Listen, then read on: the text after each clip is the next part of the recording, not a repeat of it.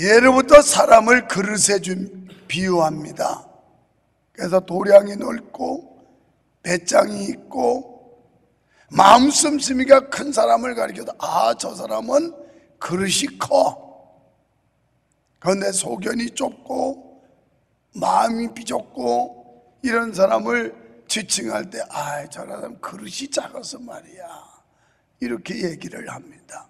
그런데 오늘 성경에도 보면 사람을 그릇에 비유하고 있어요. 그러면서 큰 집에 많은 그릇들이 있다. 금그릇, 은그릇, 질그릇, 나무그릇, 다양한 그릇들이 있다라고 말씀합니다. 이 하나님의 교회를 가르쳐서 말하는 겁니다. 하나님의 교회는 큰 집입니다.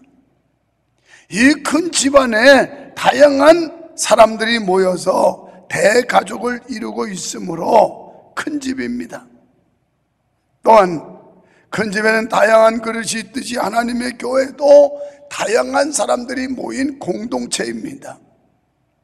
예수 믿고 구원받은 성도는 이제 하나님의 가족이 되었습니다. 그러니까 하나님의 집의 일원이 되었다는 말입니다.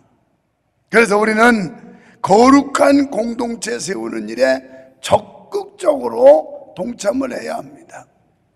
그냥 말로만 거룩한 공동체 세우는 일에 적극적으로 참여하겠다는 게 아니라 우리는 이 하나님의 집에 일원이 됐으면 이 거룩한 공동체를 세우는 일에 적극성을 띄워야 한다는 겁니다. 사랑하는 성도 여러분, 우리가 귀히 쓰임받는 그릇이 되기 위해서 첫째는 깨끗한 사람이 되어야 됩니다. 아무리 금그릇, 은그릇일지라도 더러우면 쓸 수 없습니다. 지저분하면 음식을 담을 수가 없습니다. 하나님께서 사도들을 쓰신 이유는 그들이 거룩하고 깨끗한 그릇이었기 때문에 하나님이 쓰셨다라는 겁니다. 그릇에 음식을 담으려면 일단은 깨끗해야 합니다. 하나님께서 거룩하시기 때문에 우리의 심령이 정결치 못하면 하나님께서 쓰시지 않습니다. 우리가 어떻게 해야 깨끗한 그릇이 될 수 있을까요? 탐심을 버려야 한다는 겁니다. 탐심은 우리 마음을 더럽힙니다. 성경에 돈을 사랑함이 일만하게 뿌리라고 말씀을 했고, 또 우리가 이 세상에 올 때 빈손으로 온 것처럼 갈 때도 빈손으로 간다라고 성경은 말씀하는데, 욥은 욥기 1장 21절에서 이르되 내가 모태에서 알몸으로 나왔은지요. 또한 알몸이 그리로 돌아가올지라. 주신 이도 여호와시요 거두신 이도 여호와시오니 여호와의 이름이 찬송을 받으실지니이다 하고. 우리가 어머니의 모태에서 적신으로 왔다가 적신으로 가는 게 인생이라 그랬습니다. 여러분, 죽을 때 가지고 가는 거 아무것도 없어요. 아파트 한 채, 적금 통장 한 개, 다 필요 없어요. 결국은 알몸으로 왔다가 알몸으로 가는 게 인생이라는 겁니다. 내가 지난주도 조상 치르면서 가봐도 화로에 들어갈 때 갖고 가는 거 없어요. 그냥 수의 한 벌 입고 가요. 그거 불에 들어가면 다 타도 채로 없어져 버려요. 아무것도 가져가는 게 없어요. 그래서 우리는 탐심을 버려요. 이 탐심 때문에 귀한 그릇이 되지 못해요. 탐심 때문에 하나님 앞에 충성하지를 못합니다. 그리고 명예욕을 버려야 됩니다. 예수님 당시 바리새인들은 무슨 선행을 할 때 잘 보이려고 사람들이 보여지는 곳, 사람들이 알아주는 곳, 이런 데만 나가서 기도도 했고 자기들의 신앙을 보였습니다. 그래서 그들은 기도할 때 회당과 큰 길 사거리에 가서 손을 들고 막 기도하고 보여주기를 좋아했습니다. 그들은 이렇게 해야 많은 사람들에게 칭찬을 들을 수 있다라고 생각을 했습니다. 그런데 예수님께서는 마태복음 23장 25절에 이런 자들을 향하여 화 있을진저 외식하는 서기관들과 바리새인들이여, 잔과 대접의 것은 깨끗이 하되 그 안에는 탐욕과 방탕으로 가득하게 하는도다. 겉은 그럴싸하는데 속에는 탐욕과 방탕으로 가득했다. 오늘 우리가 겉은 번지르한데 속은 썩은 냄새나는 회칠한 무덤은 아닌가요? 겉은 목사, 장로, 권사, 집사 이러면서 부름받는데 속은 푹푹 썩어 있지는 않나요? 이런 자들을 향하여 주님은 호되게 책망을 하신 거예요. 여러분, 우리는 교회에서 무슨 선을 행하든 사람의 칭찬을 기대하고 해서는 안 됩니다. 그것은 명예욕으로 하는 것이기 때문에 그 마음의 그릇은 더러운 거예요. 중요한 것은 사람들이 나를 어떻게 생각하느냐가 아니라 하나님이 나를 어떻게 생각하느냐가 중요한 거예요. 사람의 칭찬을 기대하고 봉사하면 봉사가 난 뒤에 시험에 빠집니다. 아, 내가 말이야 교회를 위해서 이렇게 했는데 왜 안 알아주는 거야? 나를 왜 안 높여주는 거야? 아니, 목사님은 나를 왜 인정 안 해주는 거야? 이러면서 사람을 기준으로 봉사하고 나면 하고 난 뒤에 꼭 시험에 빠져요. 그러나 하나님을 보고 봉사하면 사람들이 알아주든 말든 상관없이 마음이 기쁘고 봉사할수록 은혜가 넘쳐요. 이게 순수한 거예요. 그래서 하나님 앞에 내 중심으로 헌신한 사람은 사람들이 알아주든지 말든지 목사님이 봐주든지 안 봐주든지, 물론 사람이기 때문에 사람을 의식하지 않을 수는 없을 거예요. 그러나 이것을 극복하지 못하면 진정성이 사라진다는 거예요. 그 다음에 정욕을 버려야 됩니다.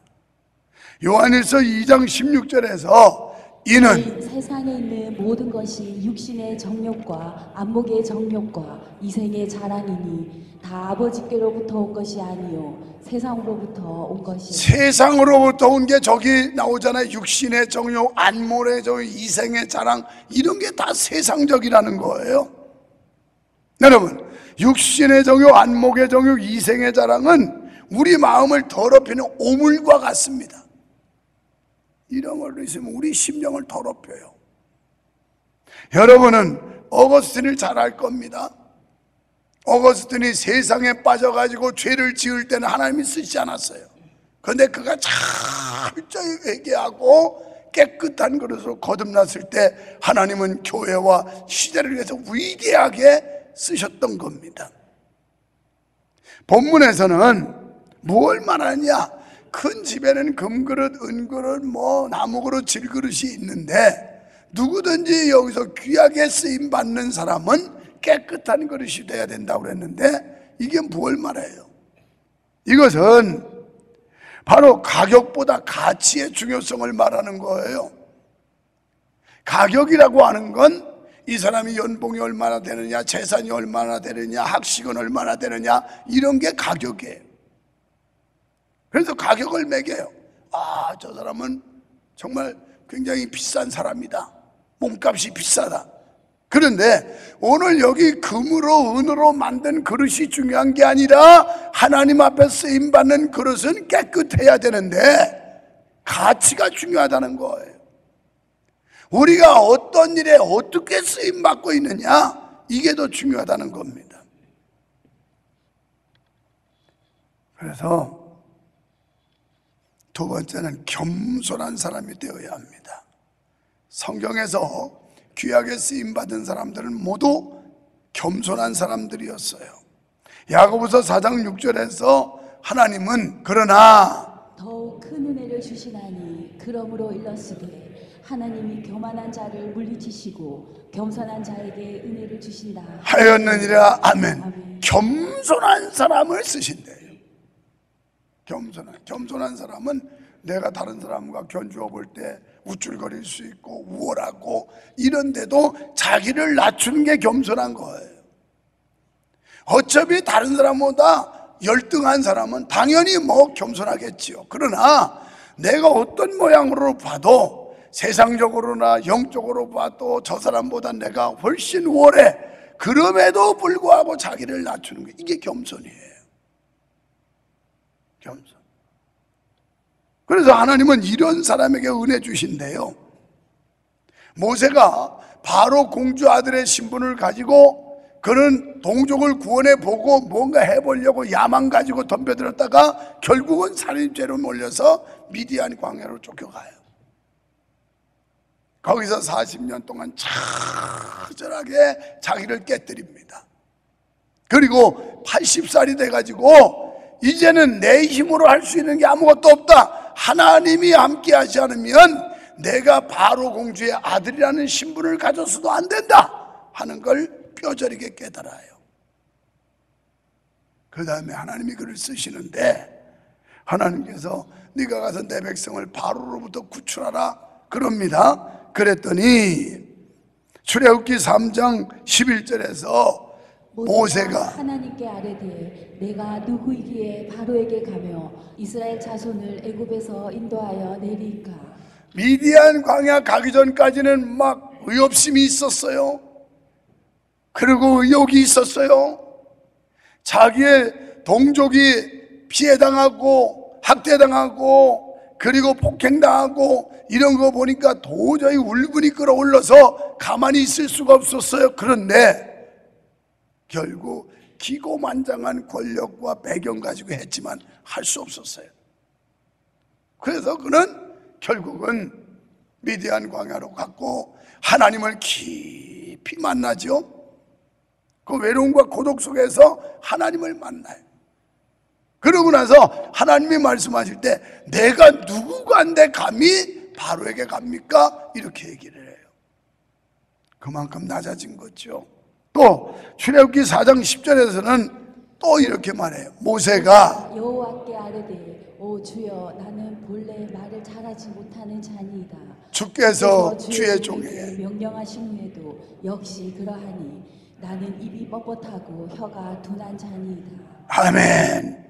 지금 모세가 얼마나 낮아졌는지 나는 부족합니다. 나는 말도 잘할 줄 몰라요. 내가 어떻게 가서 내 백성을 인도합니까? 난 못해요. 이런 정도로 낮아져요.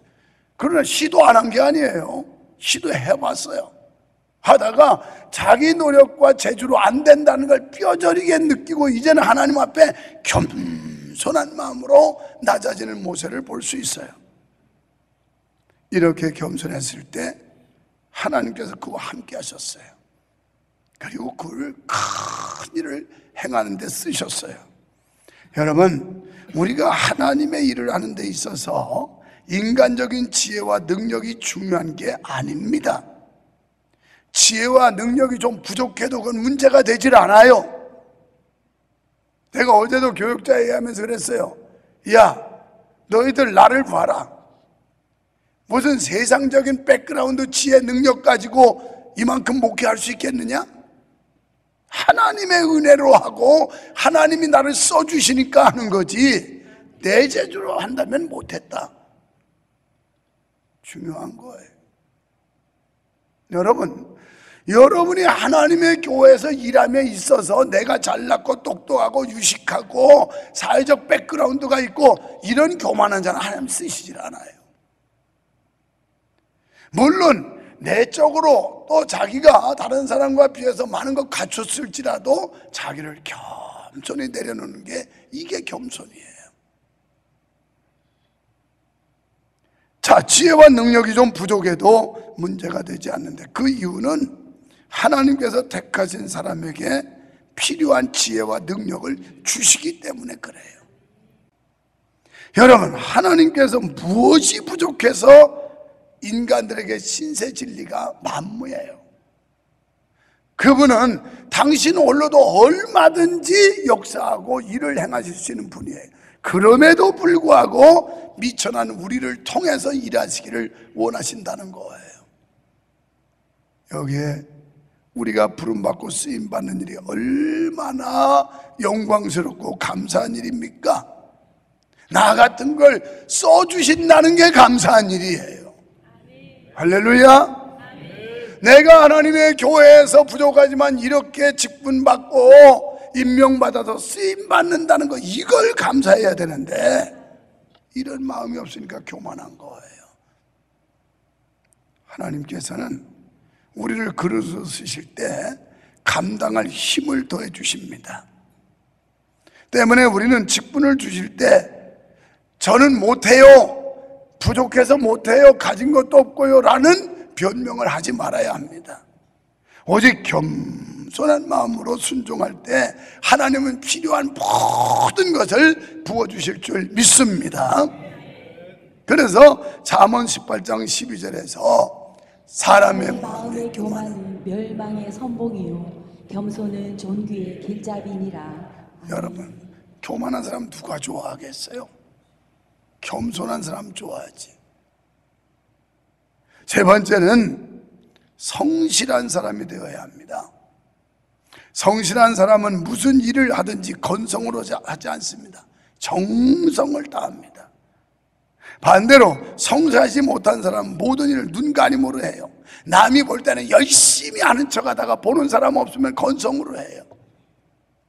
이건 여러분이 사회생활을 해도 그렇게 하면 인정 못 받아요. 자기 상관이 볼 때는 열심히 하는 척하다가 보는 사람 없으면 농땡이나 피고 요령이나 피고 이러면 인정 못 받아요. 우리가 하나님 앞에서도 마찬가지예요. 내가 금요 기도회 때 이런 얘기 했습니다. 오늘도 내가 사단에 올라가서 전지톡 하는 건 내가 혼자 다 했다고. 왜? 위험해고 사단이 넘어지면 낙성할 수도 있고 사실 그 톱 가지고 하면 다칠 수도 있고 옛날에 나무 베는데 우리 부교육자 누가 하나 시켰더니 그냥 나무는 안 자르고 손가락 빼가지고 얼마나 오랫동안 그 고생하고 일도 잘 못했는지 몰라요. 그래서 내가 위험한 일은 그냥 내가 다 해요. 내가 목숨 걸고. 그랬더니 어제 신혼부부가 그건 아닌 것 같은데요, 목사님이 오히려 몸을 사리죠. 목사님 몸이 더 귀한 거지. 아니 목사님이 위험한 일을 그렇게 앞서서 하시는 거 그건 아닌 것 같은데요. 근데 나는 나이 먹어서 내가 순발력이 제일 세다고 생각하는 사람이에요. 납법도 잘 쓰고 사다리 떨어질 때 빨리 머리 부딪히지 말고 납법을 잘 써서 살아야 되니까.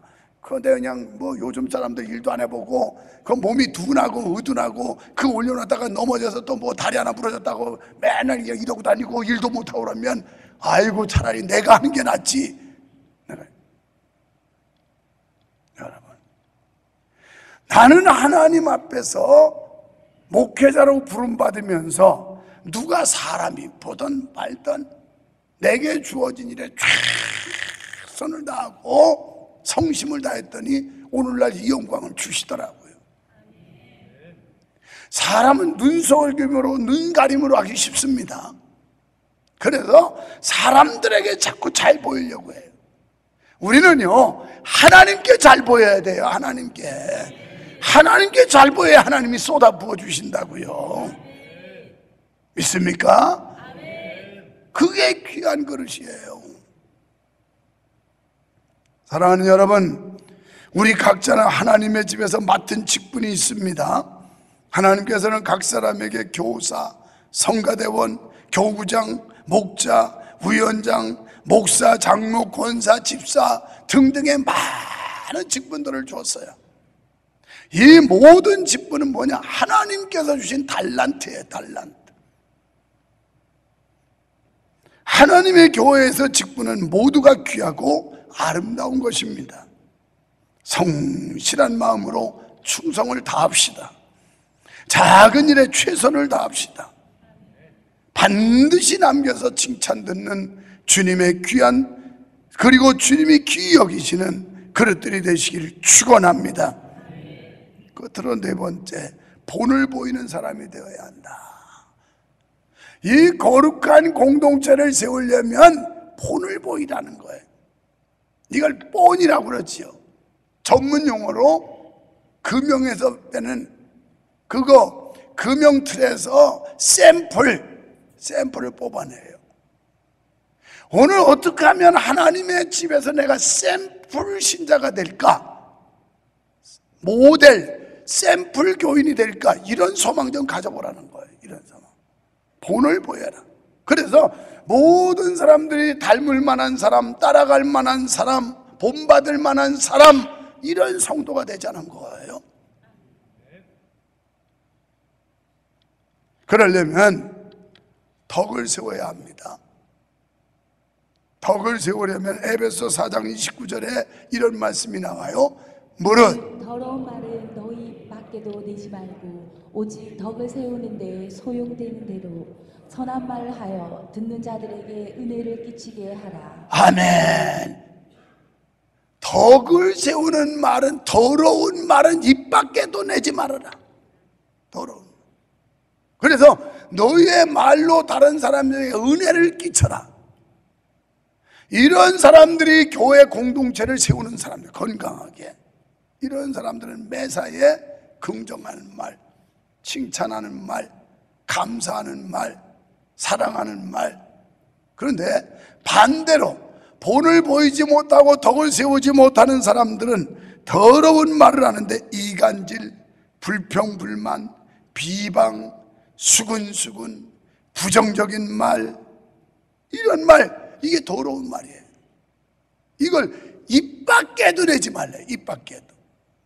우리 교회가 거룩한 공동체가 건강하게 세워지려면 우리가 쓸데없는 말, 은혜스럽지 못한 말, 다른 사람에게 은혜를 깨뜨리는 이런 말 입 밖에도 내지 말라는 거예요. 입 밖에도. 할렐루야. 옆 사람 보고 말 잘합시다. 말 한마디로 천냥빚도 갚는다고. 말 잘해야 사랑받고, 말 잘해야 인정받고, 말 잘해야 은혜 끼치고. 이 말이 얼마나 중요한지 몰라요. 그리고 온유한 사람이 돼야 됩니다. 다른 사람과 다투고 혈기 부리는 사람 하나님이 안 써요. 온유한 사람, 다른 사람의 은혜를 끼치고 다른 사람의 선한 영향력을 주고, 이런 사람을 하나님이 쓰지, 혈기 부리고 다른 사람과 막 싸우고 이런 사람은 안 쓴다는 거예요. 안 써. 오늘 말씀에 보면 여기가 우리에게 이런 말씀하잖아요. 어리석고 무식한 변론을 버리라. 이에서 다툼이 나는 줄 알미라. 그 전 22절에 너는 청년의 정욕 피하고 주를 깨끗한 마음으로 부르는 자들과 함께 의와 믿음과 사랑과 화평을 따르라. 이렇게 될 때 교회가 거룩한 공동체, 건강한 공동체가 될 줄로 믿습니다.